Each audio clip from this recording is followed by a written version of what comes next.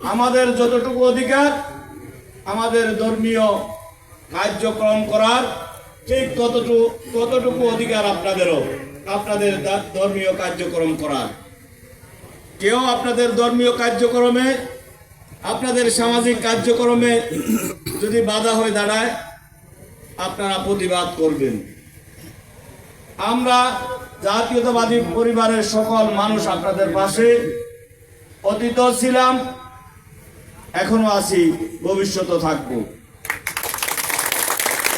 আপনারা নিজেদেরকে একা ভাববেন না, আমরা বিএনপির পরিবারের সবাই আপনাদের পাশে আছি, এটা আপনারা ভাববেন।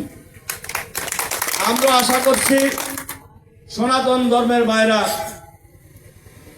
আমাদের পাশে থাকবে।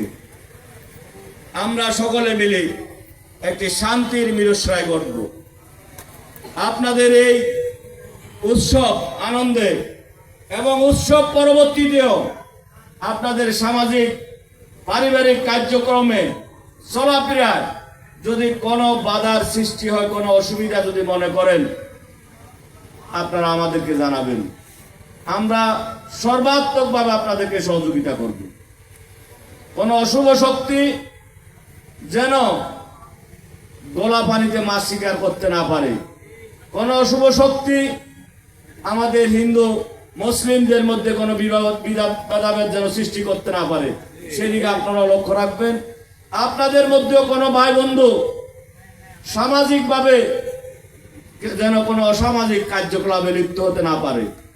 আমাদের মুসলিম ধর্মের যারা আছে তারাও যেন কোনো অসামাজিক কার্যক্রমে লিপ্ত হতে না পারে, সেই দিকে আমরা সজাগ দৃষ্টি রাখব। আমরা দেখেছি অনেক সময় উৎসবকে কেন্দ্র করে সনাতন ধর্মের অনেক ছেলেপেলেরা অসামাজিক কার্যকলাপে লিপ্ত হয়। এর সুযোগ নিয়ে আমাদের মুসলিম পরিবারের অনেকে তাদের সাথে জড়িত হয়ে একটা বিশৃঙ্খলা সৃষ্টি করে। আপনারাও সজাগ দৃষ্টি রাখবেন। আমরা বিএনপির পরিবারের সকলকে আমি অনুরোধ করব, আপনারাও সজাগ দৃষ্টি রাখবেন।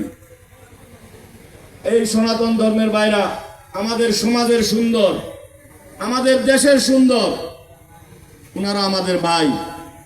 আমরা একে অপরের সাথে মিলেমিশে একটি সুন্দর মিরস্রায় গড়ব, এই প্রত্যয় ব্যক্ত করে আপনাদের এই শারদীয় উৎসব সফল হোক, সুন্দর হোক, এই কামনা রেখে আপনাদের সকলের সুস্বাস্থ্য কামনা করে আমি আমার বক্তব্য শেষ করছি।